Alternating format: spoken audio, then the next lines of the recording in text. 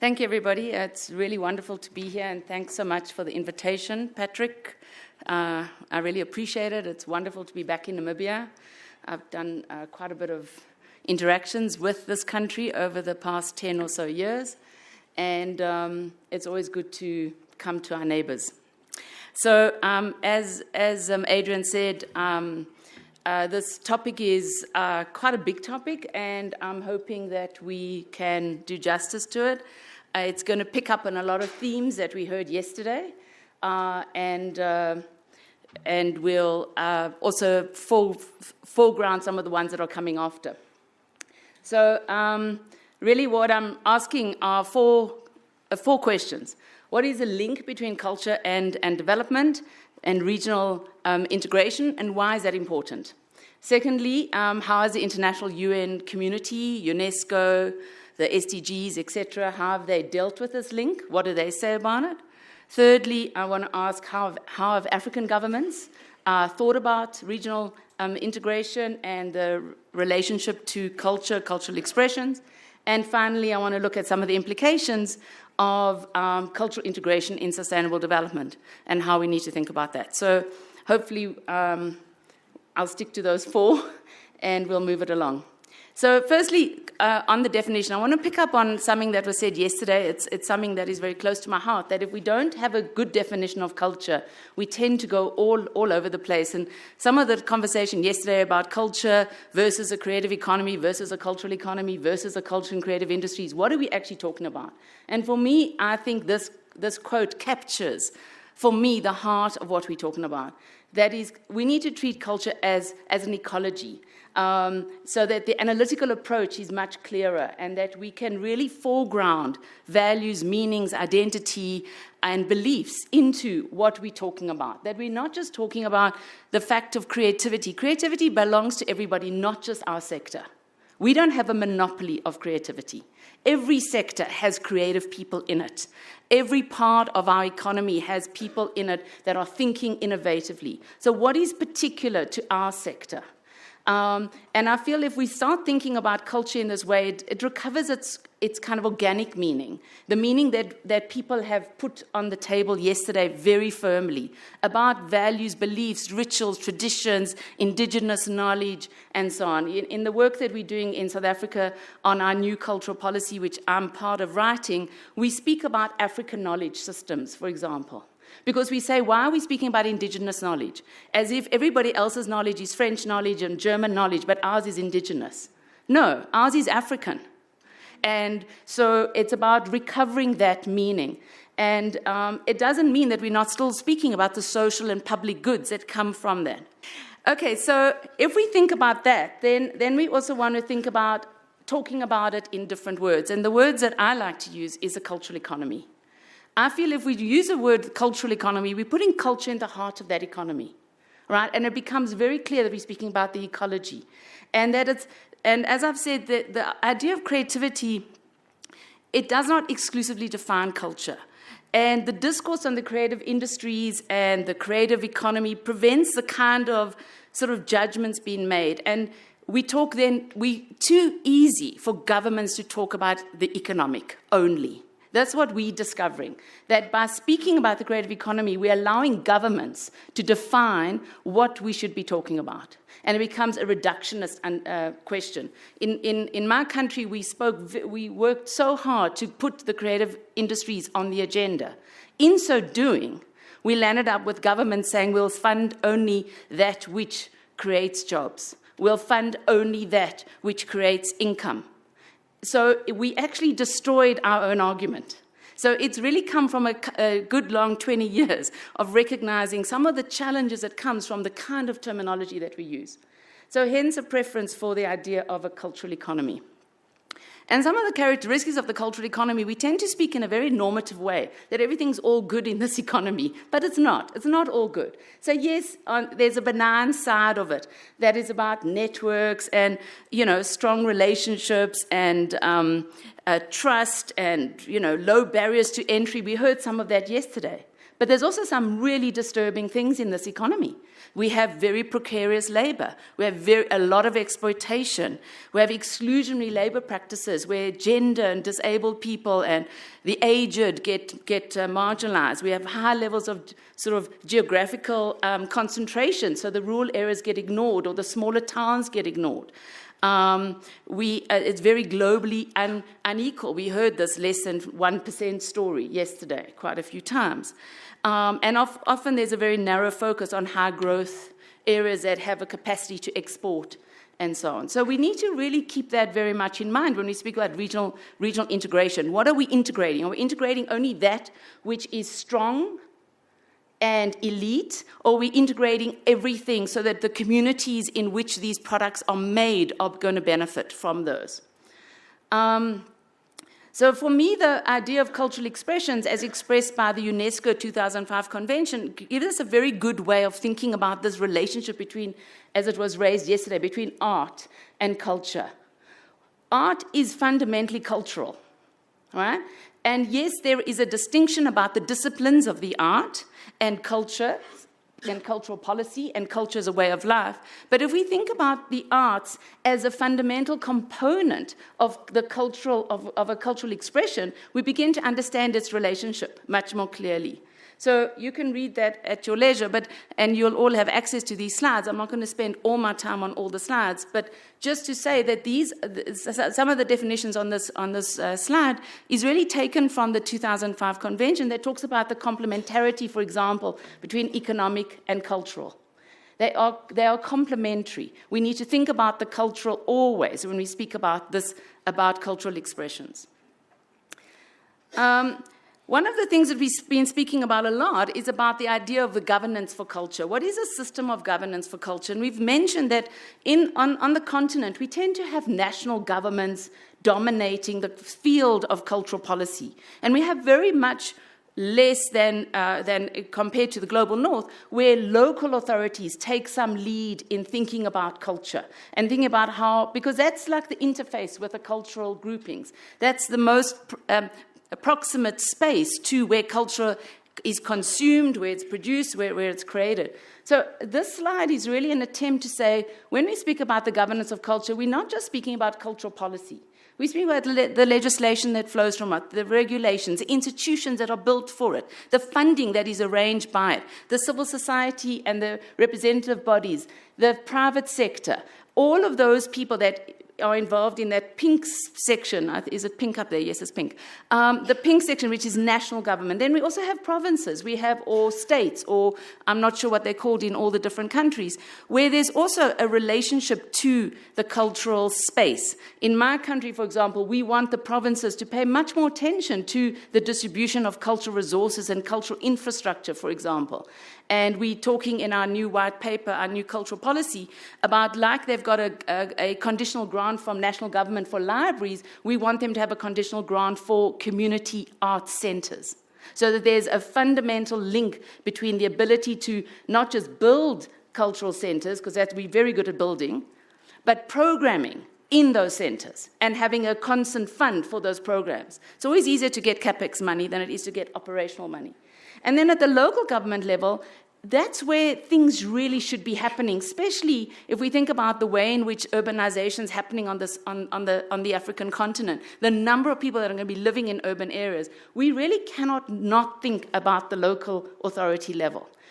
So that is really an attempt to sort of say, what do we mean by an inclusive cultural governance system, and how do we think about that? So let's turn to the idea of culture and development, and I'm not going to spend long on it. I just wanted to say it's a long history of the relationship between how culture is part of development, how development has to think about culture. And some of the slides, some of the examples there are things that you can look up on the internet, you can Google them, and you'll find loads of fabulous documents that come out of UNESCO, come out of the UN system, that really start thinking about what is the integration of culture and development. And the next one, really, I want to focus more on this slide, which is the more contemporary experience of thinking about that, starting with the Agenda 21 for Culture, which is really about the local level, about local authorities. And they've got something called the Culture 21 Actions or commitments. And those commitments are about what should local authorities do to think about culture. And for example, in South Africa at the moment, we're working with those Culture 21 commitments with the South African Local Government Association to say we being expedient, as we in the cultural sector always have to be. The head of the UCLG is a South African, used to be the mayor of Johannesburg and is now the president of SALGA. So we're saying you have to show that your country is actually thinking about culture at the local level. So we're doing some work around that. But there's also the Culture and Development window of the UN from the MDG Achievement Fund, which Spain was very important in funding, and some very good examples came out of this continent around the way in which culture could help achieve the MDGs. Given that, it still landed up not being very firmly put on the SDG agenda, but I'll come to that later. That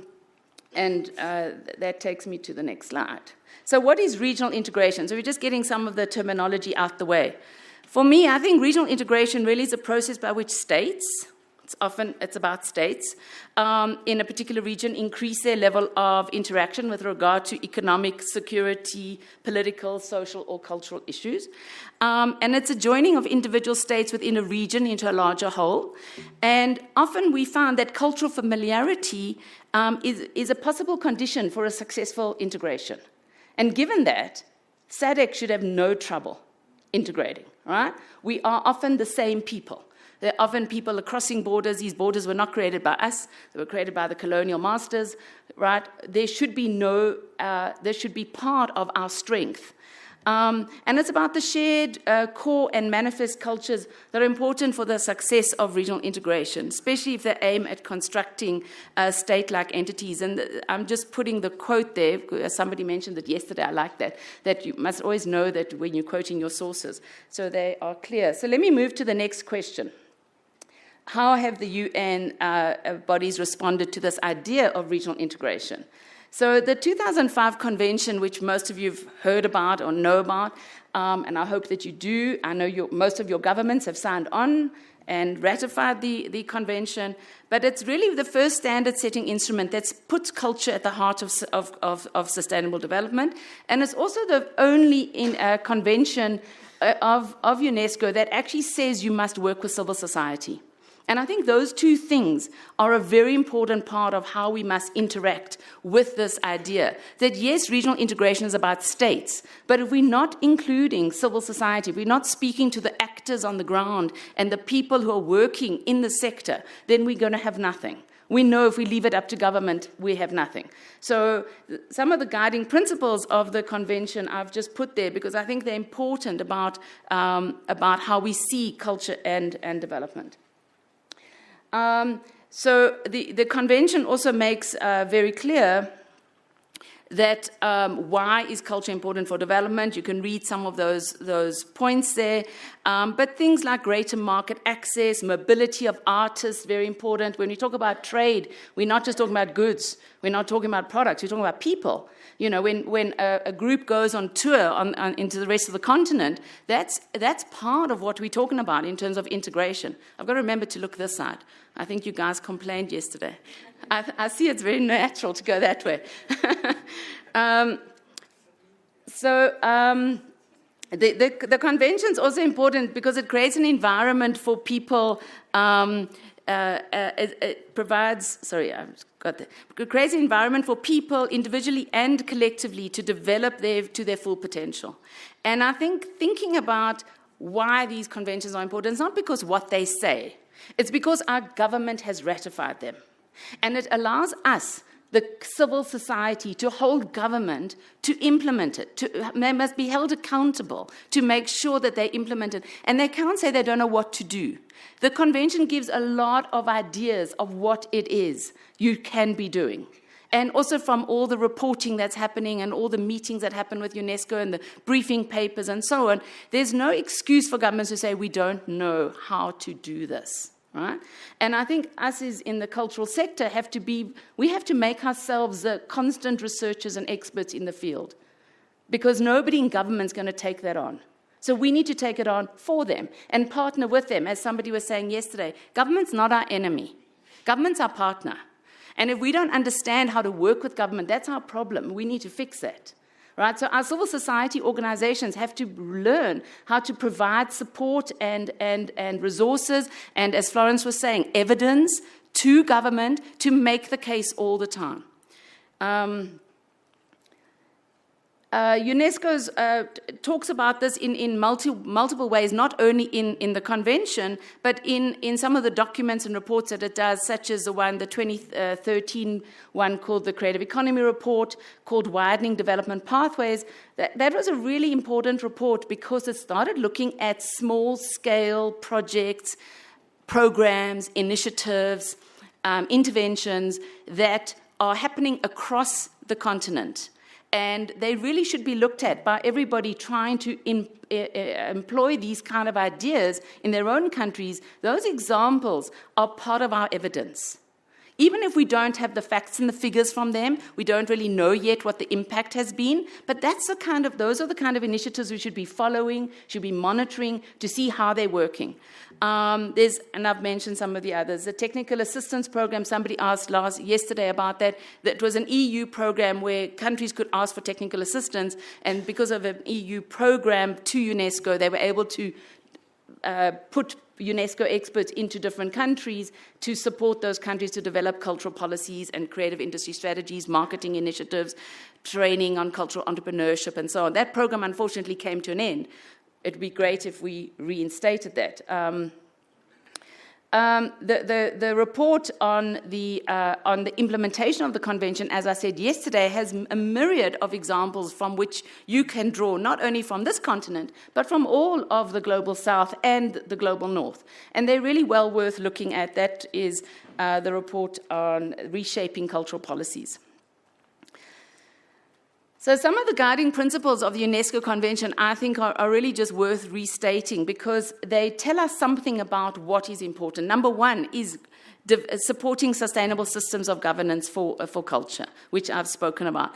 Also achieving a balanced flow. It's also about integration. We really want to think about what is a balance of that flow. And it's not just cultural goods and services, but also artist mobility. So in the Reshaping Cultural Policies document, you'll see a whole chapter on artist mobility and what are some of the good things that are happening, some of the barriers to that, how do people get around those barriers. That's very important. The third goal is about integrating culture in sustainable development. And the fourth goal is about promoting human rights and fundamental freedoms, all of which speaks to what I heard yesterday about what worries people, what concerns us, and what we should be thinking about. And I like to think about culture as both an enabler and a driver of development. And I think that came out of the UNESCO work very, very fruitfully. So I'm just putting it up there. As an enabler, we're really speaking about if we don't, I think somebody made the example yesterday. I'm not sure, I've forgotten the example, but it was an example where if we don't take culture seriously, development simply won't happen. And there's loads of examples around that. It's really about thinking about the transformative power of culture, about thinking about local place, and about really putting human-centered development at the heart of what we understand about development. Development is about enlarging people's life choices, fundamentally. I think there's nothing really else you can say about development. And it's a driver. And how is culture a driver of development? How can it stimulate innovation? How can it stimulate artistic innovation, creation? How can the creative industries pay attention to what else is going on? How can we make manifest challenges in the environment and so on? How can we change the way in which development is happening? So who is responsible for this?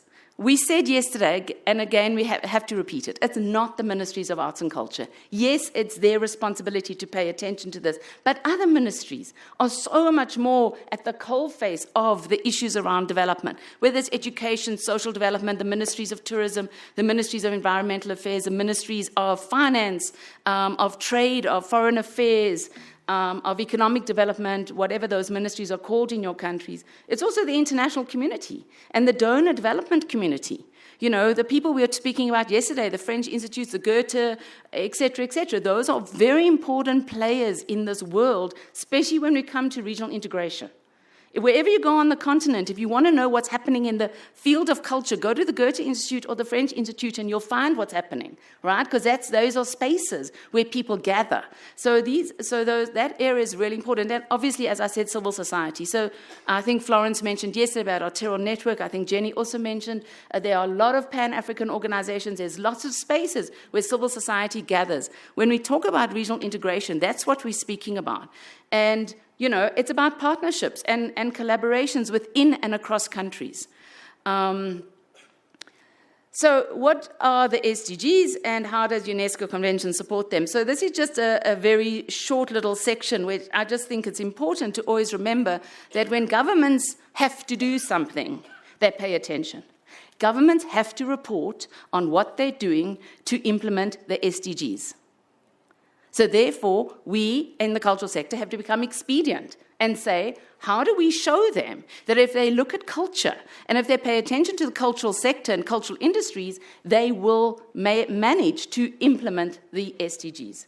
So one of the things we did in the chapter on the integration of culture and sustainable development in that book called Reshaping Cultural Policies is I looked at 10 SDG goals, and they're up there.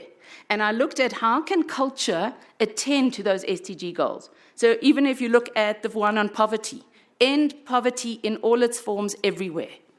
We know that in some villages, the only economic activity is cultural. Right? We know that. We know that in Zambia. We know that in all over Africa. Just think about the one on education. What happens when you teach young children, and girls in particular, lifelong learning? Through cultural expressions, through the arts, right? Talk about one on gender, one on inequality on the city, where's one of the few places where they talk about culture. But all of these, through culture, we can achieve those SDG goals. So that's something I just felt was important to put on the table. So what are the questions we need to answer? Do we have continental or regional resolutions or policies or strategies that help us think about this, right? And do they focus on cultural expressions in any way? What is the experience with the implementation? What impact have these resolutions had? And then what do we as a community of cultural practitioners, politicians, officials, artists, institutions, how do we support governments or in fact corporates to develop sufficient will and set aside sufficient financial resources for effective implementation? I think that is a key question we have to be answering. And as I said, development is one of those things where I really just like to think of it as enlarging people's opportunities, but it needs to be rooted in local culture and traditional knowledge. It needs to be tailored to local conditions and the culture of everyday life to increase its local ownership. We spoke yesterday about buy-in. I think when we spoke about evidence, it's on every level. If we're not speaking with the people, in Ireland they've got a great saying, nothing about us without us is for us. Don't you like that?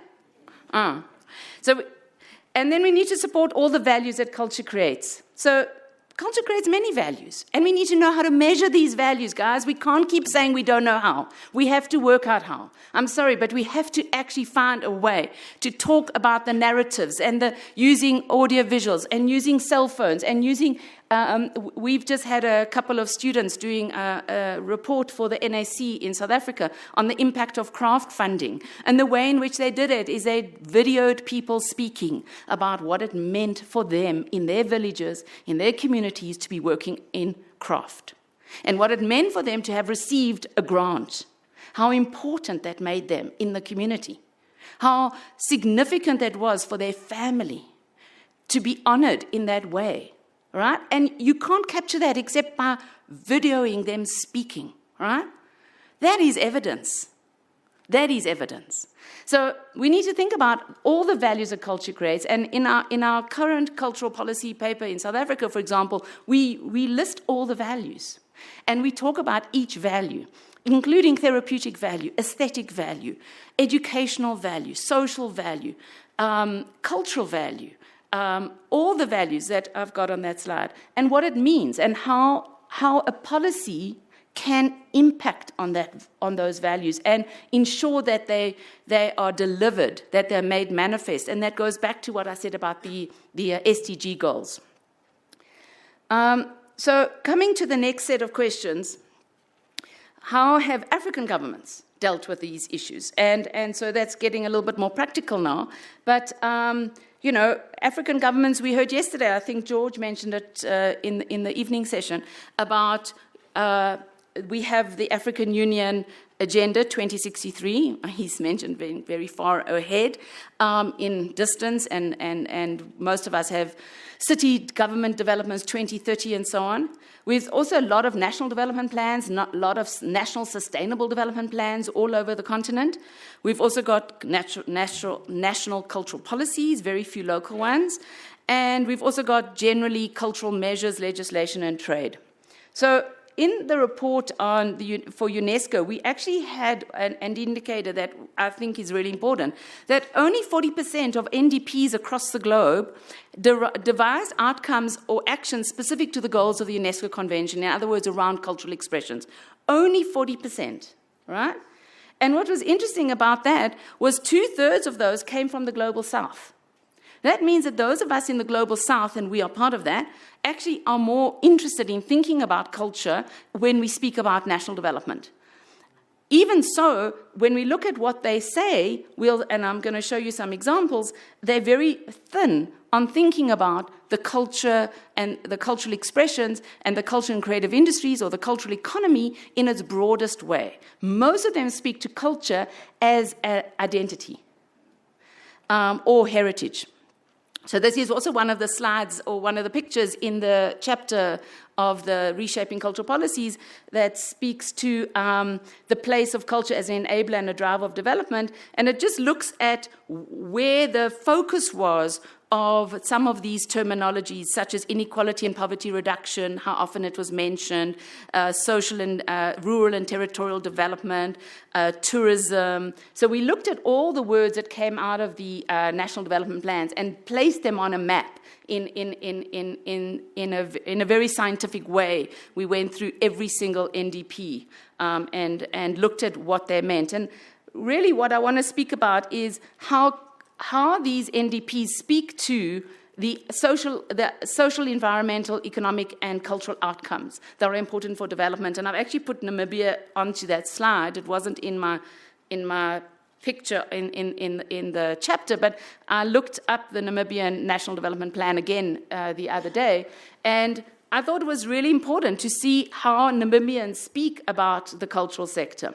So Agenda 2063 is quite a unique document, and it really is something that all of us on the continent needs to understand. We need to read, we need to know what it says. We need to also see where culture is placed within that Agenda 2063. Like we've done with the SDGs, like we've done with everything else. We need to find culture in that document. And we need to make culture more prominent in that document. Not just culture, but I use culture in the broadest term. Culture, cultural expressions, culture and creative industries, the cultural economy. Where does it sit in that document? How do we help the AU and the governments that are signing, that have adopted the Agenda 2063, which I think is most governments, how do we help them implement this? Because otherwise it's going to be, as somebody said, we're going to have to build more cupboards. Design more cupboards and just place it there, and we never look at it again. So let's look at some of the examples. Here's Burkina Faso. Their national development plan, it's called the National Plan for Economic and Social Development. Everybody's plan has got another sort of title, 2016 to 2020. It talks about strategic objectives to develop a competitive industrial and artisanal sector with high added value, generating decent employment. Again, noble goals. What do they mean in our sector? Right? Expected impacts and the contribution of cultural tourism and sporting industries to the economy is improved. We often have that as the bolder statement, right? What we need to do is start putting meat and flesh onto those bones. the National Sustainable Development Policy and Plans integrating culture in Burundi. They've got a Vision 2025, projects an image, reflects a shared future that the people of Burundi wish to embrace. It's on a nation that is united, cohesive, and at peace, on the one hand, with a prosperous economy at the service of the socioeconomic well-being of the people. Again, we know when we speak about well-being, what are we speaking about? We're speaking about everything that makes us fully human. And culture makes us fully human. And our ability to enjoy the cultural life of our communities makes us fully human and improves our well-being. But does government understand that? And do they know that? So again, it's making manifest these issues. Cameroon, I think, is very interesting because Cameroon actually talks about the problems of our cultural integration and the problems of globalization, and it makes manifest all those issues that we need to be concerned about. So they talk about the social and demographics of Cameroon, which is very typical of a lot of our countries: massive population growth, very high growth rates, significantly young population that we know that's very familiar, a growth rate of 2.8% a year, more than half the population below 24 years of age. But more importantly, they speak about the negative cultural influences, mass communication channels, flooding markets with standard products. We heard yesterday about, so what did somebody call them? Boring or stupid programs that we all have to watch. Cultural imperialism, despondency, colonization of minds. So we heard yesterday about the importance of decolonizing our education system, decolonizing our thought processes, decolonizing from the concepts we inherit and we borrow from the global north. They speak about the threat to cultural identity. They talk about the need to preserve cultural heritage. And they say it calls for vigilance. I love their statement. I think it's one of the few NDPs that actually talks about the problems. And it says we have to be vigilant to preserve our national identity in the broader sense of the word. So I just felt that was important to put that up there. In South Africa, we fought long and hard to get these two little statements in our National Development Plan. But by the way, it wasn't there in the beginning. They said, no, don't worry, culture will come in the next round. Vision 20-something, and it's going to come in the next round. We're not like a manufacturing sector that you got forgotten. But that's how we were treated. We were like a manufacturing sector. It's okay, don't panic. We'll come in the next round. So you can't believe it. I think we had meetings in Michelle's office at BASA. We brought the National Commission there. We explained why it was important. We wrote documents. We wrote a whole section to have a chapter. 2 little paragraphs landed up in the document. So don't tell us that we've got a great NDP, because we know we don't. And we know that nobody takes us seriously, and we know that they don't care. So I just put that up there. Then I found the one from Namibia. Well, I thought Namibia's was interesting because Namibia actually has I'm going to do the next slide. Namibia has an outcome that they want by 2022, Namibians are employed and have opportunities to participate in arts and culture, with a share of employment increasing to 2% from a baseline of 0.65%. Well, that was pretty clear.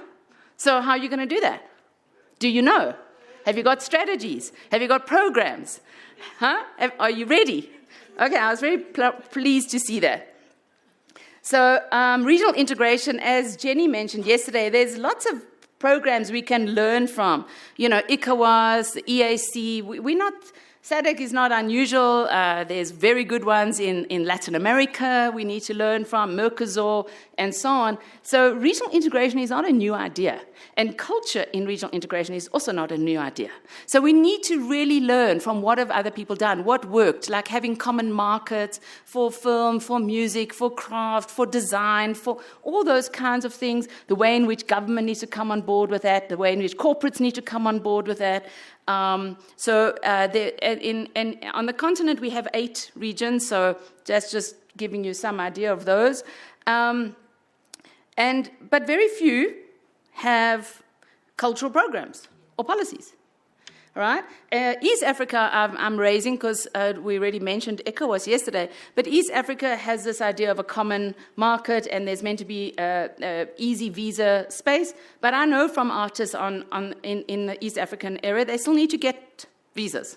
They still need to go and register and get their visa. So I'm not sure exactly how it's working, but I think it's an important idea, and it's an important part of stimulating a way of which we understand that it's important to allow artists to move quite freely across borders if we want to share, if we want to collaborate, if we want to partner.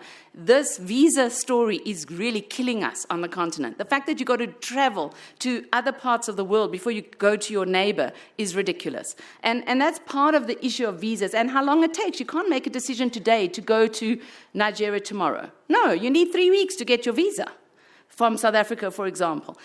So these things are really not helping us and not supporting us.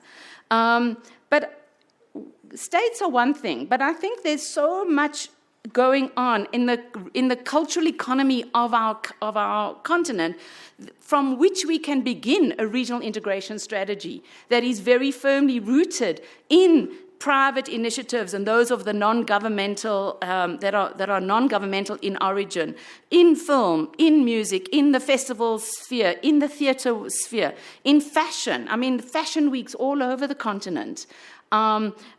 Design, we've got Design Africa, which works in a couple of countries. There's tech hubs all over the continent, some of which are taking seriously the culture and creative industries and looking at creating apps for the creative industries and so on.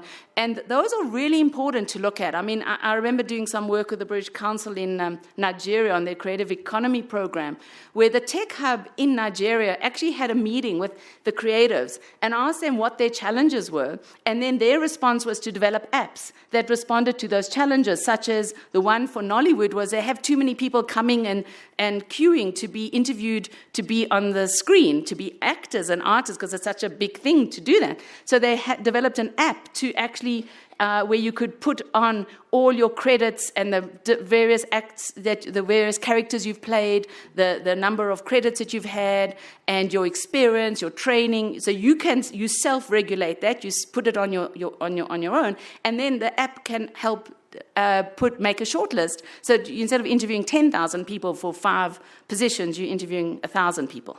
So there were a couple of apps like that were incredible, such as incentivizing people to speak about your music. That was a great app. So, people always say, I listened to this great band, was fantastic, right? So how do you incentivize that? So there was an app developed to incentivize your posting on Facebook about, and the number of times you shared that and other people shared what you posted, your incentive was you then got a free CD or you were invited to the first, like a rehearsal, a concert, or you got VIP tickets or whatever. So you incentivize people speaking about your work, your artistic creation. And that's how this community works. It's by word of mouth, especially when we're talking about live music or creative products in general. So that was just really to highlight that we're not just talking about governments. We really have to think about the ways in which we communicate already, the ways in which we partner already, and what that means. So let's go to the last set of questions in my last 10 minutes. What are the implications of this for integrating culture in sustainable development for regional integration? So I've got 12 implications. I'm going to go through them quite quickly. Implication 1, very much like Florence was speaking yesterday, we really, really need to increase our ability to speak, to talk the case of culture and cultural expressions. And we need to find many different ways of doing that. Narrative format, storytelling, videos, documentaries, infographics. We have to get better at how we present information, how we speak about information, how we find the information, how we data mine, how we work with the sector, how we talk about it, and the language that we use in that. And we need new methodologies. Doing mapping studies, with all due respect, mapping studies tell us one story, and it's a very small part of the bigger story. It's not the full story. So there are new studies doing about non-mapping mappings, which is more about the story of the individuals and how they're working with indigenous knowledge, working with people in the communities, taking it away from the statistic that takes it away from the story of the individual. In culture, we really want to put the individual in the heart of the story. And so we need to think about different ways of using evidence, and especially evidence, and there are a lot of good examples that are coming from places like Latin America and that we need to learn from, and not be so stuck on the figures.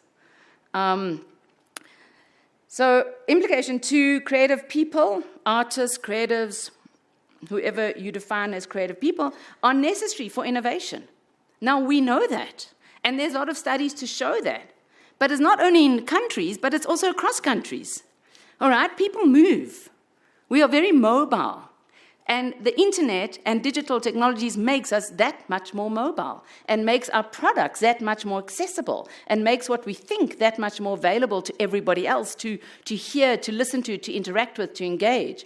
So there's lots of studies. So the question is, do we know who our partners may be when we talk about innovation and working with other people? Do we know who our competitors are? Do we know who our collaborators may be? You know, and not just in our own country, but across our borders. And I think a lot of us are victims, if I use that word carefully, of a colonial mentality where our borders became ours. The borders imposed on us became our borders. And I know South Africa often acts as big daddy on the continent, so we're not talking about South Africa in any way leading anything. We're talking about other countries. Are we looking at the fantastic things that come out of smaller countries and other countries that are further from us, like in East Africa or West Africa or Northern Africa, right? Do we know what kind of initiatives are happening there, and are we learning from them? Or do we think that in our country we've just got it all figured out? You know, there's an arrogance and a xenophobia and a parochialism that comes with the inheritance of colonial bordering. And it's part of the decolonizing of the minds. And it's part of us saying integration in Africa is not something we want to do. It's something we have to do. Okay, implication, thank you. I didn't mean that. The digital economy is changing how we understand cultural value chains. Now, I remember doing some work for the ILO on supporting countries to develop a full cultural value chain. You know, the whole value chain. I think I've got a picture somewhere there. The whole value chain from beginnings to production, circulation, distribution, consumption. Why? Why must each country have their own? Why can't we think of value chains across countries? Why must every country have post-production editing suites? Why must every country have studios? Why can't we share this? Why do we need good directors from each country, or good actors, or good crews, or good stage managers, or good artist managers, or good promoters, or what you name it, all those characters that are on that slide? Why can't we think of it on a more regional level and grow our cultural sector in a more robust way across borders? Right? Is it really necessary to have a fully integrated cultural value chain in every country? Is it realistic? Is it desirable? All right, so just going back, I think, can I go back here? So what we're really looking at is that the digital economy, so that was like typical, you know, before digital. Now digital is changing all that anyway. So we have to think differently. We have to think about aggregators. And we heard yesterday, we heard yesterday about aggregators, the big boys. They are typically boys. The Amazons, the Googles, the Netflixes, and so on. Those are the aggregators. They're taking the cultural content and aggregating it to give it back to us, right? How does that make us? How does it change what we do on the African continent? How should it make us think about our own programs where we aggregate cultural content? So we've heard of people who putting new initiatives to showcase South African music or African filmmaking or African craft products or so on. We have to have our own aggregators of our own cultural content. Otherwise, it will be taken away and will be a tiny, less than 1% of a bigger puzzle and a bigger piece. So we need 100% on the continent. So the implication 4 is that really to focus on the cultural economy rather than on any individual sector. Every individual sector, yes, is important, and yes, should be supported, but we need to talk to give the case to government. We need to speak about the cultural economy as a whole. I think otherwise we are selling ourselves short. And we need to talk about what does this whole economy do and how is it integrated into the rest of the economy? How do we stimulate innovation? How do we partner with education? How do we support rural development? And when we talk about the cultural economy as a whole, we avoid the arguments about things like film is elite, it's so expensive, it's too risky, music is only happening here, or craft is for rural women, or all these kinds of things that we know our governments talk about. Implication 5, the cultural economy is well represented in the urban sphere. We know that. It's a sector of people who like to talk to each other. They like to be near each other, and they like to be stimulated by one another, and they get inspired by each other, so they like to congregate in the big urban cities. But that's not a bad thing. If you look at the last point on that slide, the share of Africans living in urban areas is projected to grow from 36% in 2010 to 50% by 2030. So it's not like, a lot of people think Africa, it's a rural continent. Well, actually, there's a lot of things happening in our cities, and that's getting more and more and more. And that's despite the fact that maybe the infrastructure is not there, despite the fact we don't really have ICT systems that support us, or transport systems, or housing, or any of those important sets of infrastructures to help the urbanization. But culture and cultural and creativity and innovation happen anyway. And they happen despite that and because of it. Because what did we say yesterday? Necessity is the mother of all invention. Some of the most incredible creative programs have come from people finding a solution when the situation and the circumstances don't really allow for it. Next one, implication 6, the rights of creators need to be balanced against expectations of the users. When you have a population, they were 25% or 50% is under the age of 24, guess what? They're using digital. And when they buy their cell phone, they expect there to be content on it. And they expect to be able to access that content for free. How do we work with that? How do we work with that in relation to the needs of the creators? And the creators need to be reimbursed for their cultural content. We need to think about that. We need to have digital rights management. We need our governments to pay attention to what it means for the creators in this new digital space. Implication 7, investment is needed to stimulate innovation. That investment does not only need to come from the government. That's investment that must come from everywhere. What kind of investments can we marshal? Are we able to make the case to a range of different stakeholders for that kind of investment? African countries, we need to find a way to diversify our economies. The statistic you heard yesterday from South Africa, that the share of our GDP of the cultural economy in South Africa has surpassed agriculture. But you listen to government and they'll still talk about agriculture before they'll speak about the creative sector. Because it's a mantra. It becomes our mantra. This is our economy. This is how it works. We are mining, agriculture. It's about talking the narrative. It's writing leader articles in the newspaper. It's being on radio. It's talking. It's being on blog spaces. It's being in seminars like this. It's making this public. That's part of making the case. We all have to be advocates for this sector. I don't have time to speak about all the issues there, but implication 8, we need to recognize the importance of education. We heard that yesterday. For me, education is not about arts education. It's about education for the cultural economy, which means cultural entrepreneurship. It means all those other areas. We need to appreciate the arts. We want kids. If kids don't appreciate the arts, we don't have a future audience, right? If we don't stimulate people to feel confident about themselves, they won't go out and be critically engaged citizens and be advocates for what they want and what they want to do. So arts education and a curriculum that foregrounds all the issues that we've spoken about for the cultural economy is one that is desperately needed. And I think as a continent, we need a solution. Because we're never going to sort this out in South Africa, or in Namibia, or in Botswana, or in Swaziland, or in Mozambique, or in Kenya, or in Rwanda. We're going to do it across the country, across the countries. And we need to bring the best and the brightest of the brains together in a room to really think about what kind of education system do we want that's going to work for the African continent. I think there's so much work to be done in this area. Implication 9, we need to recognize the contribution of culture, cultural practice, and creativity to sustainable development. These NDPs, the next round, can't say what they say now. They can't only talk about identity. They can't talk about our rich cultural heritage. How many times have you read that in an NDP? I didn't foreground that. But I think we all say that. We all have a rich cultural heritage. As if by saying it too many times, people will believe us, right? So we need to really understand the transformative power in investing in creativity, about fostering entrepreneurship and resilience. Our economies all need to be more resilient. Our people in the countries need to be more resilient. We need to build capabilities and improve our well-being.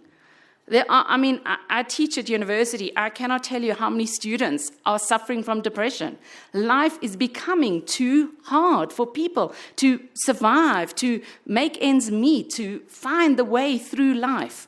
It's becoming a crisis, actually, I think. The levels of lack of well-being in our society. You know, and also when you've come from a brutalized, traumatizing past that we have in South Africa, it's even more problematic because it's writ large across the society. And it creates fundamental social problems of all the things that we know about: drugs, alcohol, wife beatings, child rape, you name it. The cultural sector has to have answers to things like that. And I believe we do, but we don't speak about it enough. You know, I love that quote. Heritage is a non-renewable resource, protect it. Creativity is a renewable resource, enable it. Yeah. Implication 10, I'm nearly finished, that we need to focus a strategy on local capacity building in the cultural economy. As I said, more and more people are moving into the cities. This is where often the performances happen, where people want to make it big. So we need to think about that, and we need to enable it, and we need to provide the infrastructure for it, the resources, the capabilities, and so on. And we need to really have self-sufficient and resilient structures to support this. And that should be part of that is funding, the necessary kinds of funding. We can't just be speaking about grant funding. In other words, government give us money. No, we need to think about lots of different kinds of funding. This is a study done by Keith Nurse as part of the ACP initiative, the African, Caribbean, and Pacific countries, about different funding and financing mechanisms. You see HEVA's mentioned in the top row there, but about equity and debt financing, about, as I said, we're talking about a conditional grant, which is a grant funding, but of a different nature. You're not applying in a competitive way. You're going to have it every time. We need to think about a range of ways in which we support and finance startups, startup companies, support innovators, shared space, co-working space. We're not very good at that, I don't believe, on the African continent. And there are so many good examples from other parts of the world. This is where we really can learn from other countries in the global north, for example. And we need to really argue with our local authorities to make those spaces available and to enable our ability to work together on these things. Implication is 11, is remove obstacles to culture and creative business startups in the region. I mean, the Southern African region, unlike East Africa, because we heard from George last night, how powerful was that? And even West Africa. Southern Africa is devoid of an entrepreneurial spirit. How do we fix that? How do we develop an entrepreneurial sort of energy to rise up from this region? It's so paramount when you compare what goes on in Southern Africa compared to East Africa. You just see it.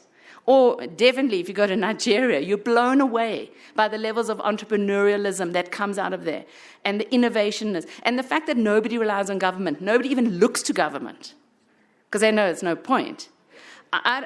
We have become so dependent on our governments and in terms of grants. We really need to think differently as a region. And I think this is where we need to start. We need to enable cultural businesses and creative businesses to start up and to have peer learning networks. We really need to think about that. And that's something that can come from the private initiative, from an NGO initiative. We don't need governments to do that for us. And once we've got those initiatives, we then go and say, right, how do you support us? How do you support our cluster? We've been going for 2 years already. This is what we've done. This is what we've achieved, right? And finally, the last implication. We need to develop inclusive cultural governance with very strong public-private partnerships and with the tertiary sector. Within countries and between countries. It's mad that the only program on cultural economy and arts management sits in South Africa. Why? In a tertiary level. Why are there not other universities across the continent that are offering a program on cultural economy, cultural entrepreneurship, arts management? Why are we not supporting other governments or other tertiary institutions to do this? How do we partner with other people in the tertiary sector? So that's just my sector. But what about the public-private sector? So, we've heard from Michelle yesterday, BASA, we need BASA in all the countries, actually. We need a business and arts program in all the countries because there are companies that are doing sponsorships and so on. So those were the questions. What is the link? The UN responded. What are African governments doing? What are the implications? Thank you very much. Thank you very much, Abu. That was a lovely presentation, very insightful. For me, I think it was interesting to see culture in the SDGs. I think that's something many of us have been struggling with. And also, I think at the end, I think you make a very, very critical point, which is really very important for the summit. What are the practical things that we can do really as a region? Because it shouldn't be harder to move within the region. It should be easier. It should be really easier to move within the region. Okay, so we have 15 minutes for questions. Yeah. I really appreciate your presentation, Avril, because it speaks to very fundamental things. One of the ones that caught my attention is this interface between culture and creativity. And I think there hasn't been an emphasis of that a lot. And I want to give an example that is not specifically in the arts, but that just to show how important that point is. So in my country, there's a place in the Western region where I went to facilitate a workshop, and these people were not planting. I mean, the poverty levels are like 80%. And I was talking to them and asking them, why is this? Why is this? Eventually we got to, the government, all those excuses that people have. And one guy walked in, he drove a Mercedes and came in, and he could barely speak a word of English. And he sat there and he said, you know what? I started with one banana plantation. And that banana plantation was actually borrowed. And I went and planted it. And he had this whole sort of like 2 acres of plantation. And he was saying, the demand I have for this, I have been trying to beg my neighbors to get, suckers from me so that they go and plant and so that we meet the demand. But they have refused. And I asked the room. And the room was full of teachers, all those community leaders. And everybody started saying, our culture, before the first wife plants, or unless they agree, we cannot do this. So those cultural barriers. And what I'm trying to say is that cultural beliefs and how that informs how people do things, unless that is dealt with, their creativity is curtailed. And in that community, then one of the things they were complaining about is, so there's this entrepreneurial community called the Kikuyus, and they were saying those people have come and invaded our land, and they're now making profit off us. And I said, wait a minute. You are the ones who are refusing to plant because of your cultural issues, and you are leasing this land, for example, for $30, 5 acres for about $300. And after the planting season and the people sell off, they get about almost $2,000, pay off the $300 and go off with the money. So look at the creativity. These people do not own the land, but they come lease the land and get so much profit out of it. What am I saying? That unless we interface very creatively this issue about creativity and culture and make it a way of life or use it to influence life, I think we are going to be in trouble. And so the sector needs to not just see culture as an item, but as a way of influencing the way we think and how we can begin to discuss how we improve the livelihoods of people. Thank you, Datendi. introduce yourself. I'm Michael Wirap, Namibia. Mine is the cultural integration.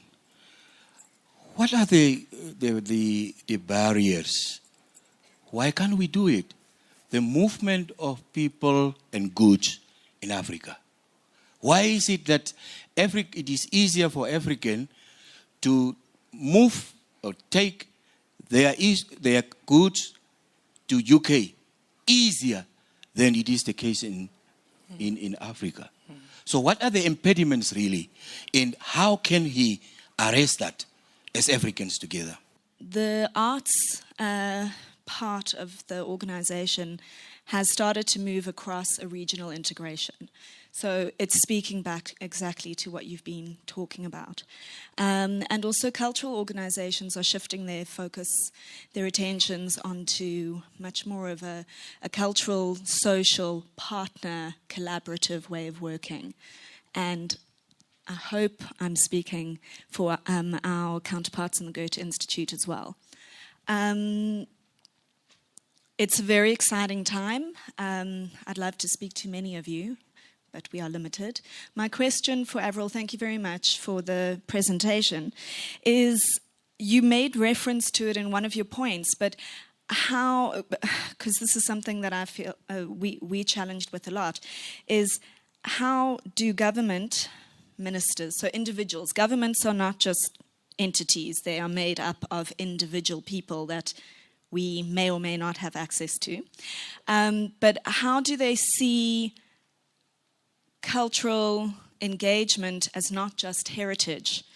That feels as though heritage, and when we're speaking particularly around an African culture, we're speaking about maintaining and keeping safe, safeguarding our culture, which then also inhibits perhaps the innovation and progression that the cultural or the young people within the cultural sectors, not just young, obviously, but the younger people within the cultural sectors have towards innovative cultural means to progress culture even within its own heritage. Miss, you spoke about depression in the arts community and things like that. And as someone that is very aware of themselves, I'm very solution focused. I want to fix. I always want to ask how. Like with this summit, it came from how. How can we do better, right? So, and yesterday someone touched on. I'm shaking a bit. I'm actually conquering a bit of a fear of public speaking. So, thank you. Okay, cool. So we spoke about educating children in the arts industry from a young age, right? And it's from a logical standpoint, that's great. But we're not teaching, or we should actually look at teaching children about confidence and also learning to embrace depression and kind of use depression as a tool to fuel their art. You know what I mean? Some people, we should learn to embrace it rather than be consumed by it. And that's where things like drug abuse and what come in. I think Kanye West is a very good example with this because he believes in himself, even though he knows he has his own faults. You know what I mean? He embraces the depression. He embraces the fact that he was in hospital. Sorry, it's a statement, but I hope it's gonna lead to a question. Yeah, definitely, I'm getting there. Just quickly sliding down. So my question is, what solutions can we look at, with regard to maybe setting up emotional support structures for creatives in the industry so that we can learn to embrace it rather than be consumed by it? I just wanted to ask, because you didn't speak about the SADC protocol on arts and culture, and also I know that the AU is now driving the Charter for African Cultural Renaissance. You also didn't speak about that, and I think they're pushing for a lot of African countries to sign that as well, and it all has to do with the cultural economy. But apart from that, I think those are, I just wanted maybe for you to say something about that, because I think in terms of this summit, the idea is how do we open up those opportunities for our creatives? Yeah, and then how do we also use the opportunity of the African Continental Free Trade Area agreement that they are signing currently? Our president recently signed it because it talks about intercontinental trading. I understand we do have arts and culture policy, and it has been said in order to safeguard our culture. Now, I'm having a conflict in my mind and with my son, because at school, they teach him that the brother to his father is an uncle. But in my culture, my brother is his father as well. I don't know, how can we address this conflict? And you know, for kids, teacher never lie. So my question is, how do this culture policy come in and safeguard our culture and tradition? I think one of the, my sister here said the two questions I actually wanted to pose. One of the questions and things going through my mind is the issue how we deal with a much more bigger global space, geopolitics currently. And perhaps it's speaking to the resolutions we'll be looking at on Thursday. And to me, the issue of the sort of friendly noises and hostile voices coming out of the China, USA challenges are very critical in my mind as I look at what we've been discussing, because it's quite clear that we are investing a lot of what you've highlighted, the future of the continent in our various national plans and foresights into our partnerships with China. And yet we can also see that there are challenges there for artists, for creatives, with respect to issues of IP and so forth and so on, and we're silent about that. Likewise, we've just had the SADC Summit conclude its business here in Namibia, and I'm glad that the head of state is now the current chair. We've seen for the last decade plus, actually maybe 20 years, the erosion of culture at SADC at the cultural at the office. Since I think 2002, there's not been a cultural officer at that desk.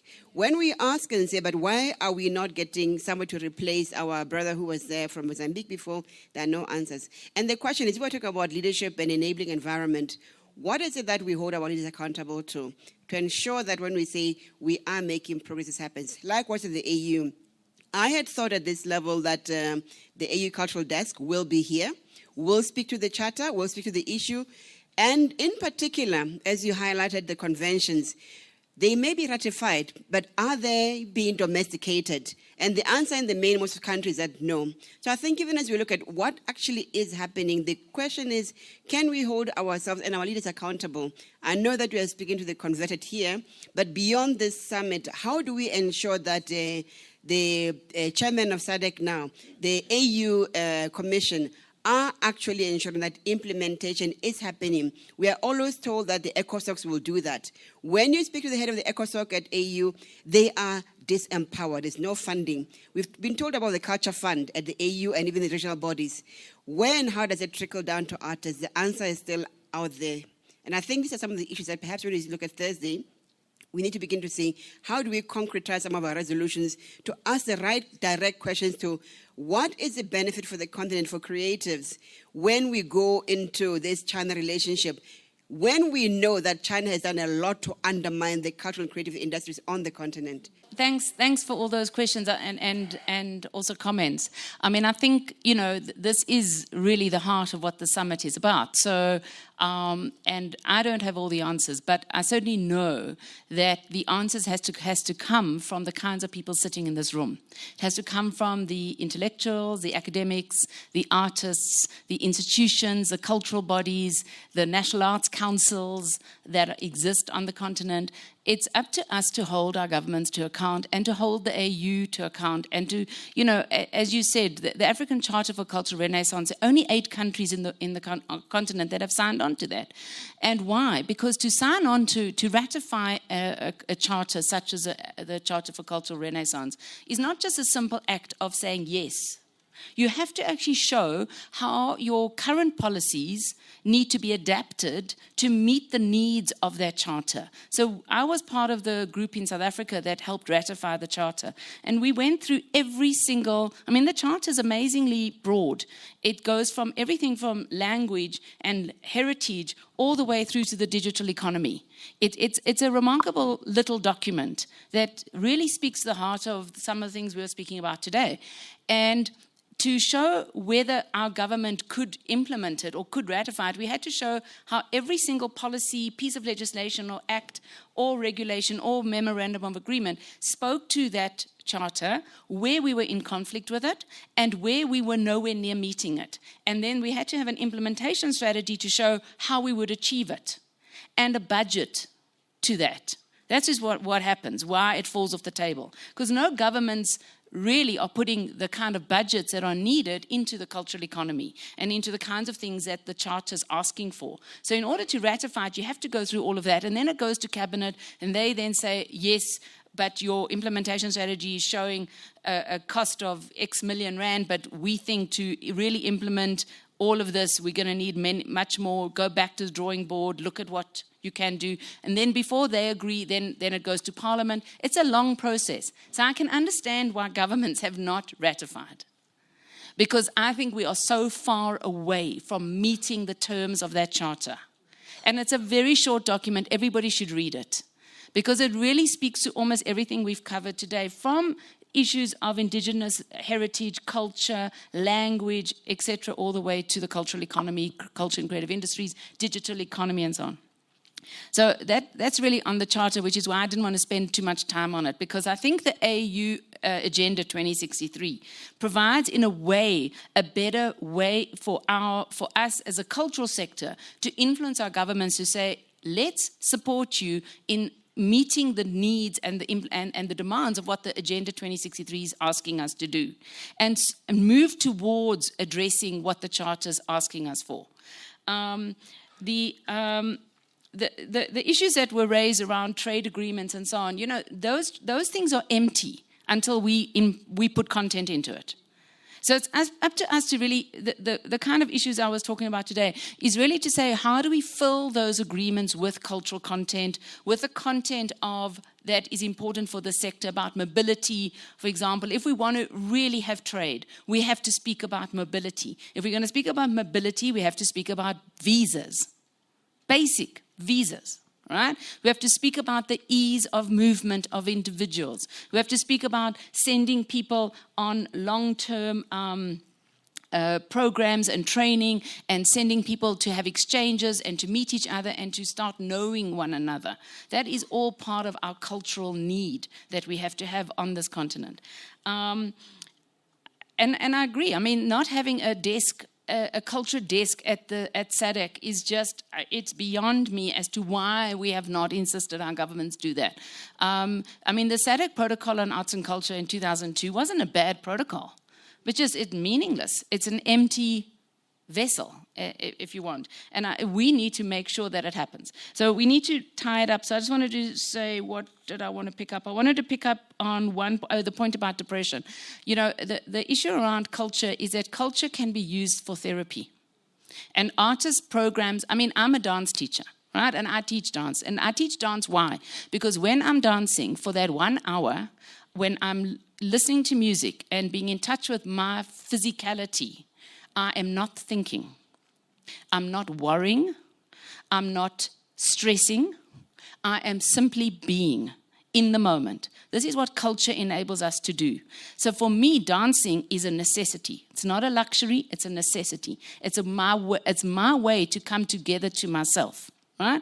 And that's what arts can do, the discipline of the arts, the programmatic work of the arts.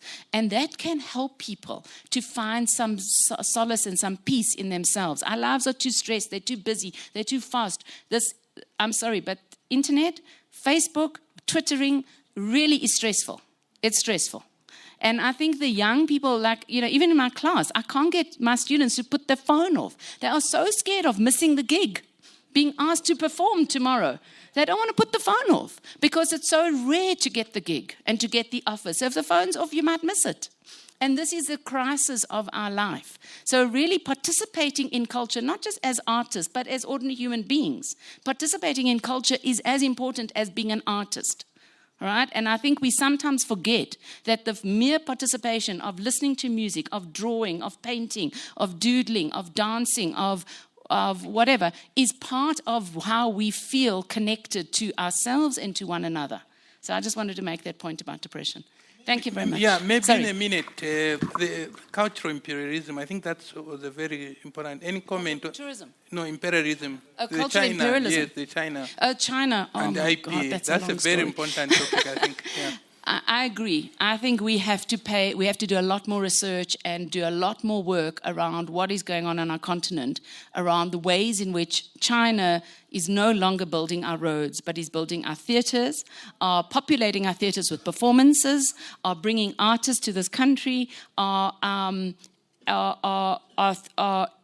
becoming a cultural participant in our cultural world.